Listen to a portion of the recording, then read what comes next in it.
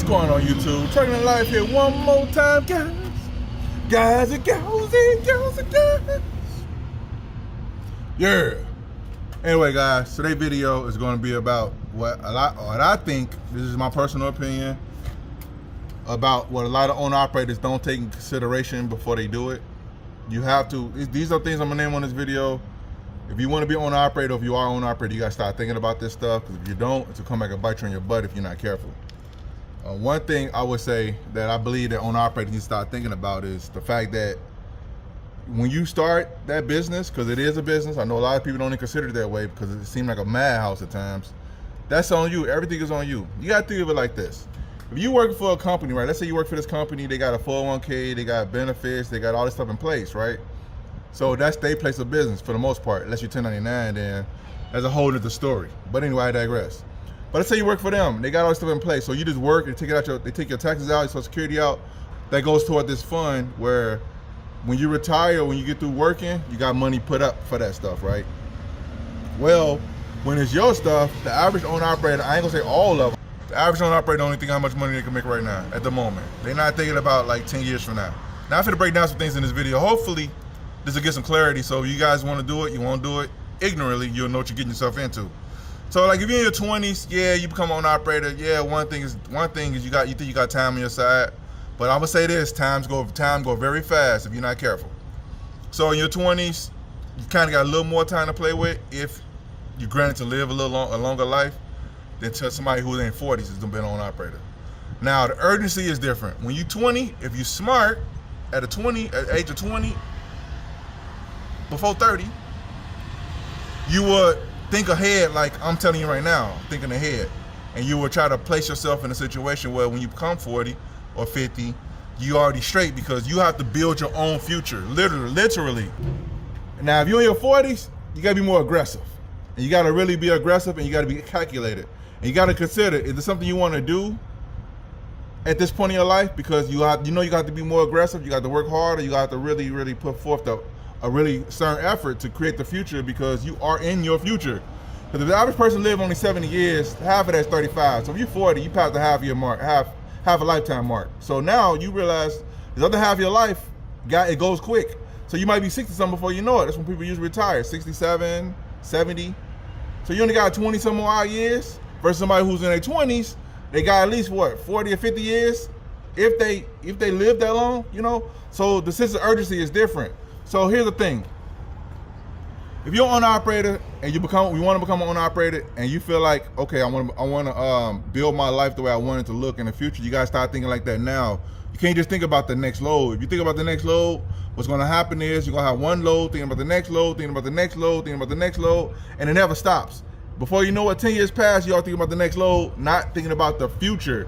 Like what you got to turn a profit? What you can do with that money you get to invest in benefits or invest in your retirement, or invest in something that in case you can't work tomorrow or the next 5 years, what you gonna do? Because you're it. And if you don't build that, if you don't build none of that stuff, you ain't gonna have none of that stuff. Like here's what some people do. They ain't gonna tell you this, but some people do this. Some people have spouses, and the spouse may work a job where they have benefits on their job. Let's say they married. Then what they do is they had a coverage of the marriage, the benefits of it. They'll put them as a rider on a beneficial policy of their job. So it's the owner-operator. He ain't got no insurance on his own, but his wife or her husband have insurance for them. So they covered technically. They covered partially. Do you know a lot of guys out here, they don't have that? They on their own. They don't even think about that. So you gotta. That's why I say it's a lot of stuff to this game. I don't think people understand.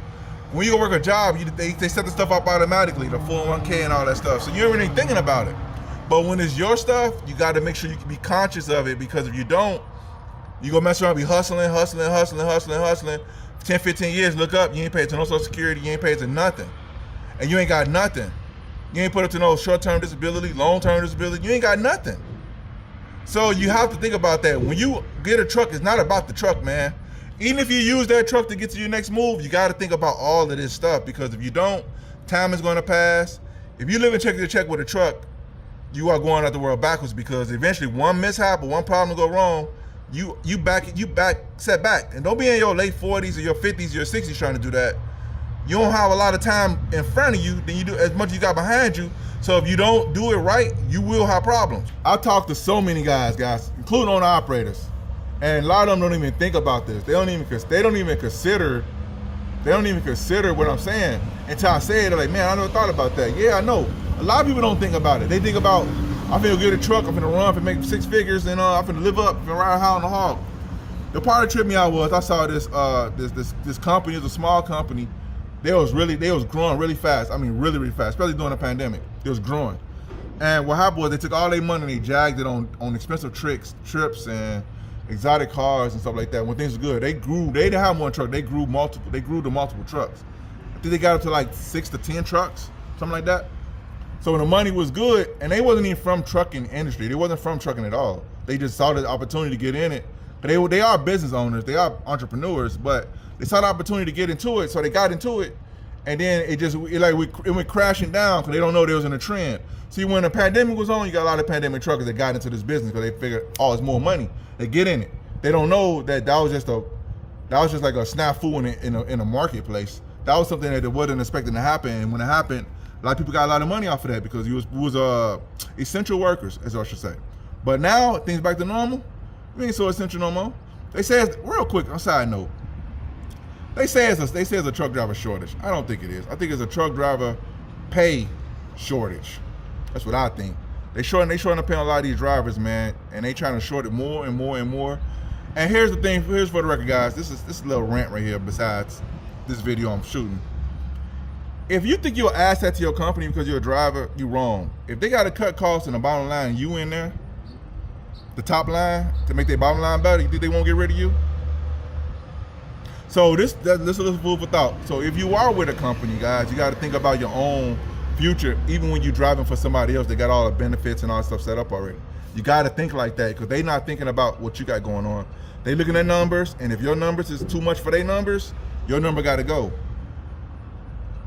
That's just food for thought for the people in the back. But anyway, back to the people in the front. If you're an operator, you got to think about this, guys, when you're going forward. You have to think about what you want to get out of when you get a truck. It's not about just getting a truck.